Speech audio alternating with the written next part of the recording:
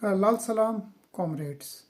क्या चीन एक सोशलिस्ट मुल्क है या सोशलिज़म के नाम पर एक सरमायादार रियासत? इस सवाल की जड़ें उस वक्त में पेवस्त हैं जब चेयरमैन माओ की वफ़ात के बाद डेंग ज़ियाओपिंग की क़ियादत में एक मखसूस टोला चीन में इक़्तिदार पर काबिज़ हुआ। जी हाँ, वही डेंग ज़ियाओपिंग जिसे किसी ज़माने में माओ के होते हुए कम्युनिस्ट पार्टी ऑफ चाइना से बोर्जुआ शाहरागीर करार देकर निकाल दिया गया था। डेंग ज़ियाओपिंग जब 70 की दहाई के आखिर में इक़्तिदार की दहलीज पर पहुंचा तो उसने कहा था कि मैं इस बहस में नहीं पड़ता कि बिल्ली जब तक चूहे को पकड़ती है बिल्ली का रंग सियाह है या सफ़ेद, लेकिन आज हम देखते हैं कि इस चीनी बिल्ली का रंग मुकम्मल तौर पर सरमायादारी में रंगा जा चुका है। दुनिया भर की तरह हमारे समाज में भी ऐसे लोगों की कोई कमी नहीं जो आज भी चीन को ना सिर्फ एक सोशलिस्ट रियासत समझते हैं बल्कि उसे सोशलिस्ट रियासत कहलवाने पर मज़ीद भी नज़र आते हैं। इस हवाले से मुख्तलिफ़ औक़ात में मुख्तलिफ़ आदाद व शुमार पेश किए जाते हैं। सोशलिज़म, मार्क्सिज़म, लेनिनिज़म से चीन की तरमीम पसंद बल्कि मार्क्सी मुनारिफ क़ियादत के जो इनहराफ़ात हैं उसकी तारीख़ बहुत पुरानी है। हम उसकी तफसील में नहीं जाएंगे, लेकिन चंद मोटे मोटे इनहराफ़ात का ज़िक्र ज़रूर करेंगे, वो ख्वाह चीन की दाखिली पॉलिसी हो या उसकी ख़ारजा पॉलिसी हो। मिसाल के तौर पर जिस वक्त ईरान के कम्युनिस्ट शहनशाह ईरान के ख़िलाफ़ एक अजीम स्ट्रगल कर रहे थे, तो उस वक्त हम देखते हैं कि चीन जो था वो शाह के साथ खड़ा नज़र आता है। माओ का जो जानशीन था वो कुओफांग, वो बरमला कहता था कि शाह के ख़िलाफ़ जो मूवमेंट है ये कोई तहरीक नहीं है, ये दरअसल मुट्ठी भर अफराद की शरारत है। इसी तरह दुनिया के मुख्तलिफ़ ख़ित्तों में हम देखते हैं जो कौमी आज़ादी की तहरीकें थीं, चीन साम्राज्य सफ़ों में हमें खड़ा नज़र आता है। मिसाल के तौर पर चिली में हम देखते हैं कि जब 1973 में डॉक्टर सल्वाडोर अलांदे की मार्क्सिस्ट हुकूमत का ख़ात्मा किया गया एक फ़ौजी कू के ज़रिए और जनरल पनोशे वहाँ साम्राज्य की ताईद व हिमा से इक़्तिदार में आया, तो हम देखते हैं कि चीन जो था उसी फाशिस्ट जनरल पनोशे की हिमायत करता है। इसी तरह हम अंगोला में देखते हैं जब कौमी आज़ादी की तहरीक वहाँ ज़ोरों पर थी, तो ये इनकलाबी क़ुव्वतों की बजाय वहाँ की जो फाशिस्ट मलेशिया थी डॉक्टर स्वाम्बी की क़ियादत में, चीन ना सिर्फ उसकी हिमायत करता था बल्कि स्वाम्बी जैसे कातिल और फाशिस्ट की बीजिंग में बाज़ाब्ता तौर पर पजीराई की गई, उसका इस्तकबाल किया गया। इस तरह की बहुत सारी मिसालें हैं। इसी तरह अफ़गानिस्तान में हम देखते हैं कि जब सवर इनकलाब बरपा हुआ तो इस इनकलाब के ख़िलाफ़ भी जो है चीन अगली सफ़ों में साम्राज्यी क़ुव्वतों के हमराह हमें दिखाई देता है। दरअसल 1990 की दहाई की इब्तिदा में रूस के जो मुक़्तदर ठग थे उन्होंने अपने सुर्ख कोट उतार फेंके थे और बरसर आम सरमायादारी का ऐलान किया था, लेकिन चीनी तरमीम पसंद इस मामले में बड़े घाक निकले। उन्होंने ऐसे सुर्ख कोट तैयार कर लिए जो उनके फैलते हुए फरबा होते हुए जिस्म के साथ फैलता चला गया। इसका नाम सोशलिस्ट है, वहाँ बज़ाहिर कम्युनिस्ट पार्टी की हुकूमत है, उसके नारे सोशलिस्ट हैं, लेकिन दरअसल ये एक इंतहाई सफ़ाकाना सरमायादारी है। सोशलिज़म के नाम पर चीन का जो सरमायादाराना फ़रेब है, हालिया दिनों में उसकी एक मिसाल जो है वो ये कहकर पेश की जाती है कि चीन में 90% से ज़्यादा लोग जो हैं वो अपने घरों के मालिक बन गए हैं। ये एक ऐसा फ़रेब है, सरमायादारी पर मलमा साजी की गई है सोशलिज़म की।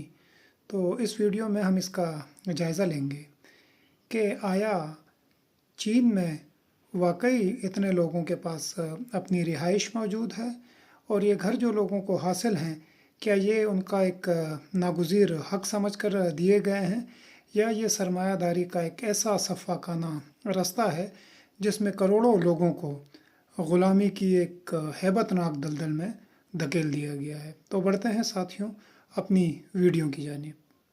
चीन के बारे में एक आम तासुर है और शायद दुरुस्त भी कि वहाँ घरों की मिल्कियत की शरह नाकाबिले यकीन हद तक ज्यादा है। आदादोशुमार बताते हैं कि 90 से 96% शहरी खानदान अपने घर के मालिक हैं।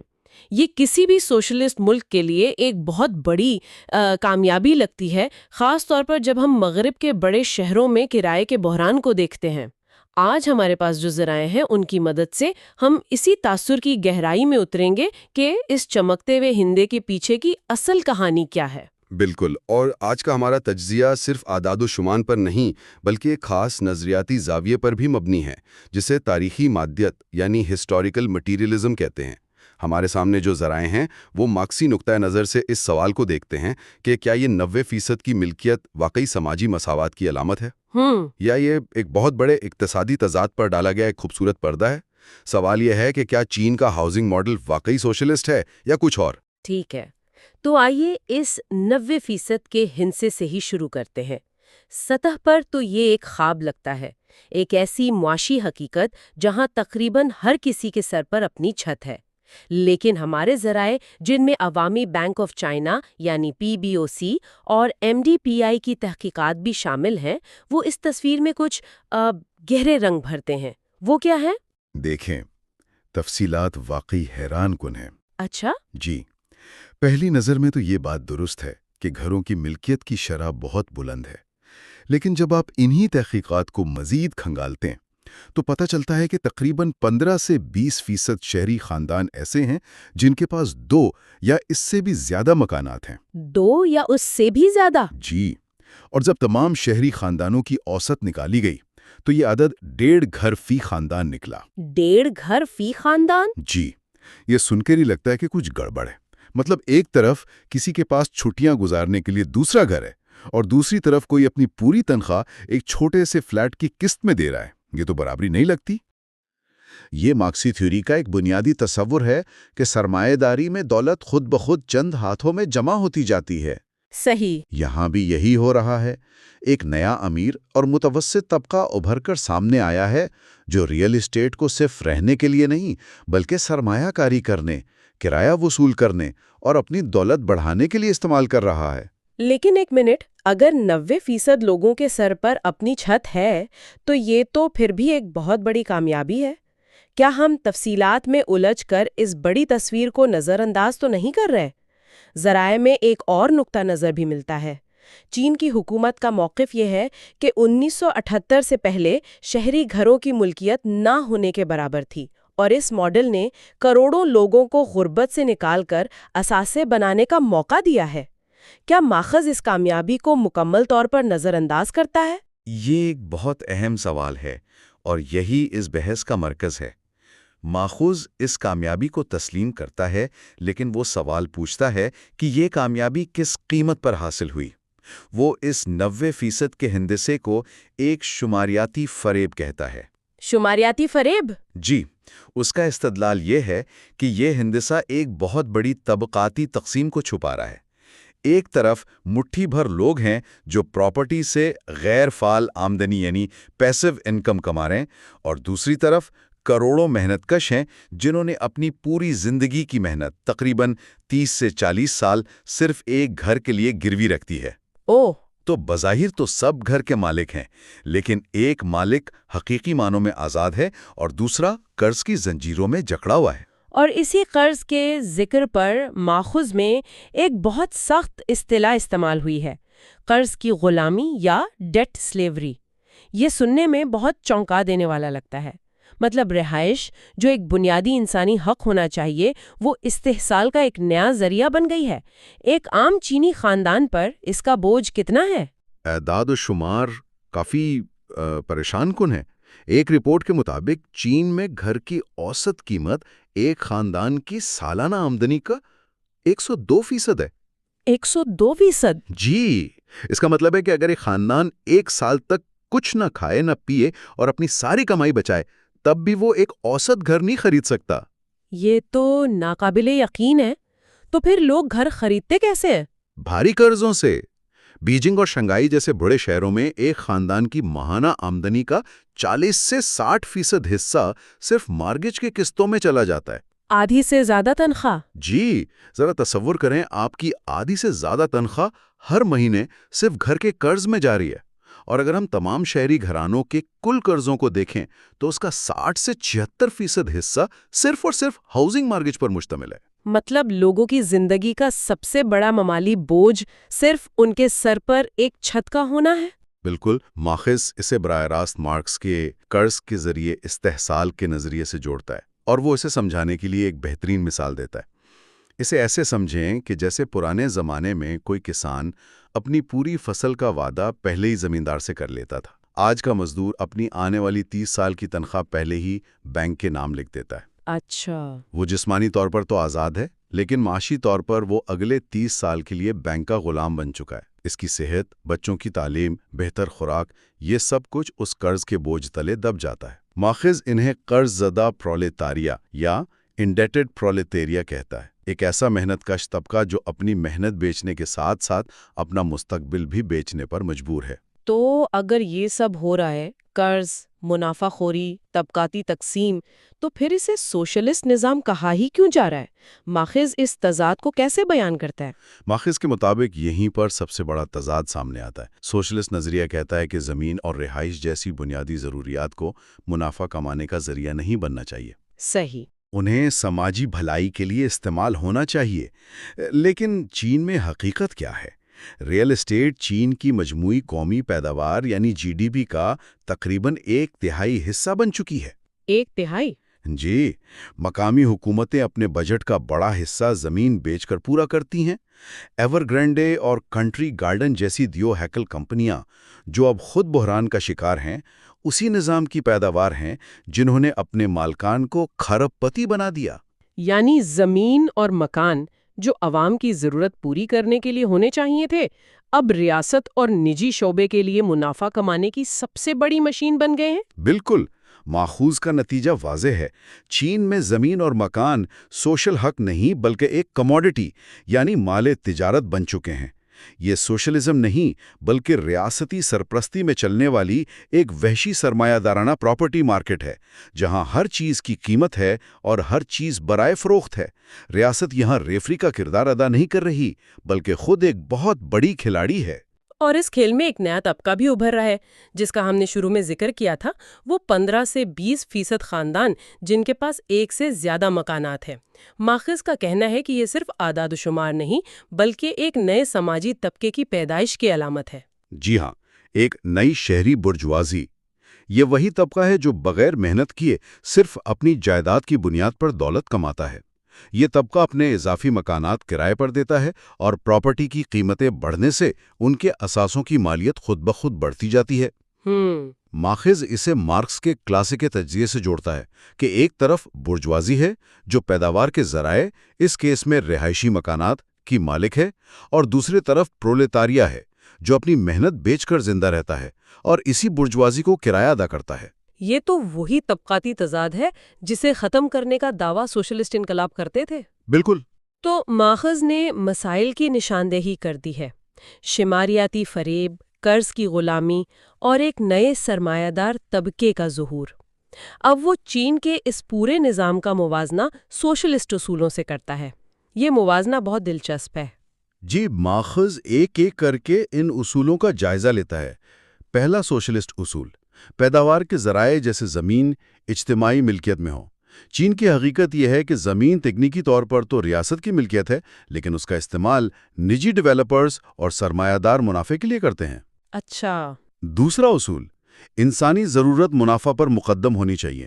چین کی حقیقت یہ ہے کہ ہاؤسنگ مارکیٹ کا پورا ڈھانچہ منافع کے گرد گھومتا ہے. تیسرا اصول: رہائش بطور حق، جبکہ چین میں حقیقت یہ ہے کہ رہائش بطور سرمایہ بیچی جاتی ہے. اور چوتھا اور سب سے اہم اصول: طبقاتی مساوات. لیکن چین کی حقیقت یہ ہے کہ وہاں گھروں کی ملکیت کی وجہ سے شدید طبقاتی تفریق پیدا ہو چکی ہے. ان تمام نکات کی بنیاد پر ماخذ اس نظام کو ایک نام دیتا ہے: ریاستی سرمایہ داری، یعنی اسٹیٹ کیپٹلزم. جی، اس کی دلیل یہ ہے کہ یہ ایک ایسا نظام ہے جہاں ریاست سرمایہ دارانہ اصولوں کو خود نافذ کرتی ہے۔ وہ مزدوروں کو یونین بنانے اور ہڑتال کرنے سے روکتی ہے، وہ سرمایہ داروں کو زمین اور قرضے فراہم کرتی ہے، اور سوشلسٹ زبان اور نعروں کو اس پورے سرمایہ دارانہ استحصال کو چھپانے کے لیے ایک پردے کے طور پر استعمال کرتی ہے۔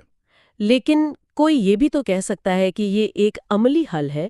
شاید خالص سوشلزم آج کی دنیا میں ممکن ہی نہیں، اور چین نے ایک ایسا ہائبرڈ ماڈل بنایا ہے جو کم از کم لوگوں کو چھت تو فراہم کر رہا ہے، بھلے ہی وہ نظریاتی طور پر خالص نہ ہو۔ کیا یہ مکمل ناکامی سے بہتر نہیں؟ یہ ایک بہت مضبوط دلیل ہے اور بہت سے لوگ اس سے اتفاق کریں گے، لیکن مارکس کا جواب یہ ہے کہ یہ عملی حل پائیدار نہیں ہے۔ ہم ایور گرینڈ کا بحران دیکھ چکے ہیں۔ یہ نظام قرضوں کے ایک ایسے پہاڑ پر کھڑا ہے جو کسی بھی وقت گر سکتا ہے، اور اس کی انسانی قیمت بہت زیادہ ہے۔ یہ ماڈل لوگوں کو چھت تو دیتا ہے، لیکن ان سے ذہنی سکون، معاشی آزادی اور بہتر معیار زندگی کا حق چھین لیتا ہے۔ مارکس کے نزدیک یہ کوئی عملی حل نہیں بلکہ ایک ٹائم بم ہے۔ تو آخر میں مارکس چین کے ہاؤسنگ بحران کو کسی ایک پالیسی کی ناکامی نہیں بلکہ منافع پر مبنی منصوبہ بندی اور ریاستی سرمایہ داری کے گٹھ جوڑ کا ایک لازمی اور منطقی نتیجہ قرار دیتا ہے۔ بالکل، اور اس کی دلیل یہ ہے کہ جب تک رہائش منڈی کے رحم و کرم پر رہے گی، جب تک اسے سیب اور سنترے کی طرح خریدا اور بیچا جائے گا، یہ کبھی بھی ایک بنیادی انسانی حق نہیں بن سکتی۔ لیکن مارکس صرف تنقید پر ہی ختم نہیں ہوتا، بلکہ وہ ایک حقیقی سوشلسٹ متبادل کا خاکہ بھی پیش کرتا ہے۔ اچھا، یہ دلچسپ ہے۔ کیا یہ متبادل قابل عمل ہے؟ اس کے اہم نکات کیا ہیں؟ کیا مارکس یہ کہہ رہا ہے کہ وقت کا پہیہ پیچھے گھما دیا جائے؟ نہیں، وہ ماضی میں جانے کی بات نہیں کرتا ہے، بلکہ وہ مستقبل کے لیے ایک نیا ماڈل تجویز کرتا ہے۔ سب سے پہلا اور بنیادی نکتہ ہے زمین اور رہائش کی ڈی کموڈیفیکیشن۔ ڈی کموڈیفیکیشن؟ جی، ڈی کموڈیفیکیشن ایک مشکل سا لفظ ہے، لیکن اس کا مطلب سادہ ہے۔ رہائش کو مارکیٹ سے باہر نکالنا، یعنی گھر خرید و فروخت اور منافع خوری کے لیے نہیں، صرف رہنے کے لیے ہوں۔ یہ تو بہت انقلابی سوچ ہے۔ اس کا مطلب ہے کہ پرائیویٹ پراپرٹی کا خاتمہ؟ مکمل طور پر نہیں۔ ماخوذ کا دوسرا نقطہ یہ ہے کہ سرمایہ کاری اور کرایہ داری کے لیے گھروں کی ملکیت پر سخت حد مقرر کی جائے، یعنی ایک خاندان کے پاس رہنے کے لیے اپنا ایک گھر ہو سکتا ہے، لیکن کوئی شخص درجنوں فلیٹ خرید کر صرف کرائے سے آمدنی حاصل نہ کر سکے۔ صحیح۔ تیسرا، ریاست کی طرف سے بڑے پیمانے پر بغیر منافع کے کم لاگت رہائشی منصوبے شروع کیے جائیں، جن کا مقصد صرف لوگوں کو چھت فراہم کرنا ہو، پیسہ کمانا نہیں۔ اور سب سے اہم، قرض کے نظام کا کیا ہوگا؟ مارکس کا آخری اور سب سے اہم نقطہ اسی سے متعلق ہے۔ وہ سود پر مبنی مارگیج نظام کے خاتمے یا اسے انتہائی محدود کرنے کی بات کرتا ہے۔ اچھا؟ تاکہ لوگ قرض کی غلامی میں نہ پھنس جائیں۔ شاید اس کی جگہ طویل مدتی بغیر سود کے کرایہ اور مالکیت یعنی رینٹ ٹو اون جیسے ماڈل لائے جائیں۔ مارکس کے نزدیک یہ تجاویز یوٹوپیا نہیں بلکہ ایک حقیقی سوشلسٹ معاشرے کی بنیاد ہیں۔ تو مارکس کا آخری نقطہ بہت گہرا اور چونکا دینے والا ہے۔ وہ چین کے ہاؤسنگ نظام کو سوشلزم کے نام پر سرمایہ داری کا سب سے بڑا اور شاید سب سے کامیاب تجربہ قرار دیتا ہے۔ جی، وہ کہتا ہے کہ یہ نظام محنت کش کو گھر تو دیتا ہے، لیکن اس کے بدلے میں اس سے اس کا حال اور مستقبل دونوں چھین لیتا ہے۔ قرض، خوف اور غیر یقینی مستقبل کے بدلے میں ایک چھت۔ مارکس کی آخری سطر ایک کھلا چیلنج ہے۔ یہ سوشلزم نہیں بلکہ سرمایہ دارانہ غلامی کا ایک جدید، زیادہ مؤثر اور زیادہ کنٹرولڈ ماڈل ہے، جہاں زنجیریں لوہے کی نہیں بلکہ مارگیج کے کاغذات کی ہیں۔ یہ واقعی ایک سوچنے پر مجبور کر دینے والا تجزیہ ہے۔ اس نے ایک بظاہر بہت مثبت اعداد و شمار کے پیچھے چھپی پیچیدگیوں کو ہمارے سامنے لا کر رکھ دیا ہے۔ اس ساری گفتگو کے بعد سامعین کے لیے ایک سوچ چھوڑتے ہیں۔ مارکس ایک مخصوص نظریاتی فریم ورک کے ذریعے چین پر سخت تنقید کرتا ہے، لیکن اس سے ایک بڑا اور عالمگیر سوال پیدا ہوتا ہے۔ اگر کسی بھی معاشرے میں، چاہے اس کا سیاسی نظام کچھ بھی ہو، سرمایہ دارانہ، سوشلسٹ یا ملا جلا، اگر وہاں رہائش کو بنیادی انسانی حق کے بجائے سرمایہ کاری کی شے سمجھا جائے تو کیا اس کے طویل مدتی سماجی نتائج شدید طبقاتی تقسیم اور قرض پر مبنی معیشت کے علاوہ کچھ اور ہو سکتے ہیں؟